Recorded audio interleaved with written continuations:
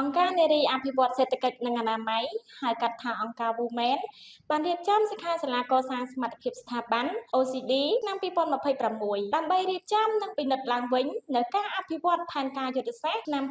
2027ដល់ឆ្នាំ2030ដោយមានការគាំទ្របច្ចេកទេសនិងហិរញ្ញវត្ថុពីអង្គការ Save the Children Cambodia និងអង្គការ Child Fund Cambodia ដែលប្រព្រឹត្តទៅនៅថ្ងៃទី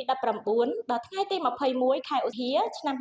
2026នៅមន្ទីរកិច្ចការនារីខេត្តសៀមរាបក្នុងសិក្ខាសាលានេះដែរសមាជិកអញ្ជើញចូលរួមមានថ្នាក់ដឹកនាំក្រុមប្រឹក្សាភិបាលថ្នាក់គ្រប់គ្រងនិងបុគ្គលិកគ្រប់លំដាប់ថ្នាក់របស់អង្គការ Women ផែនការយុទ្ធសាស្ត្រឆ្នាំ2027-2030កំពុងស្ថិតក្នុងចំណុចផ្លាស់ប្ដូរដ៏សំខាន់មួយដើម្បីរៀបចំបន្ទាប់ពីបានពង្រីកសេវាការពារកុមារដោយជោគជ័យ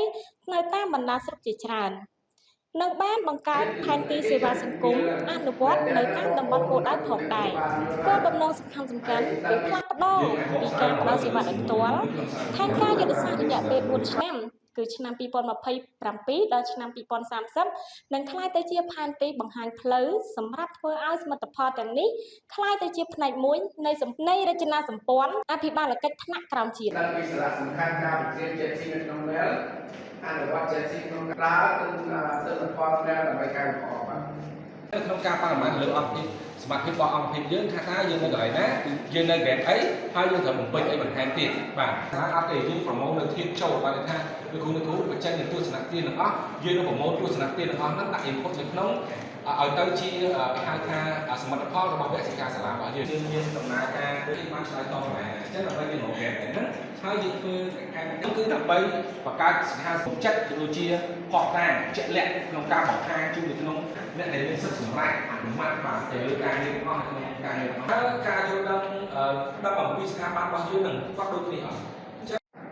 មកតាមអក្សរវិទ្យាសាស្ត្រមកការផ្សេងៗគឺការប្រកបយក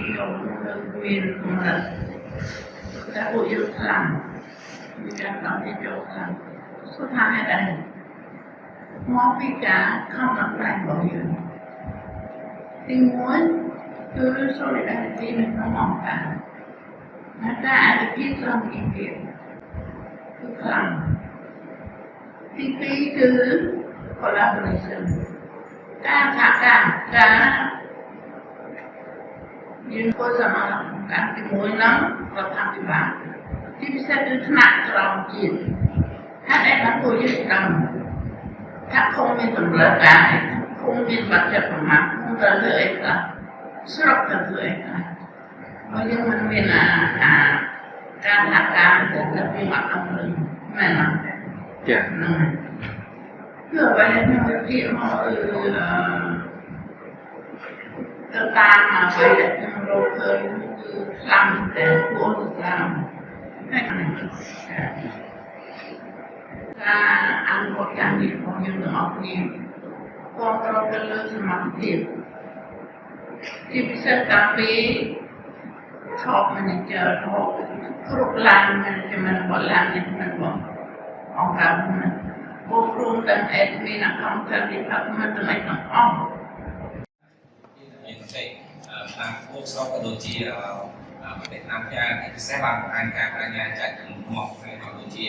បាននឹងឡើងអំពីឆន្ទៈដែលធ្វើឲ្យធ្វើស្ថាប័នគ្រប់ចំណាក់របស់យើងនៅតែមានទឹកចិត្តក្នុងគោលដៅរបស់យើងក្នុងវិស័យកម្មមិន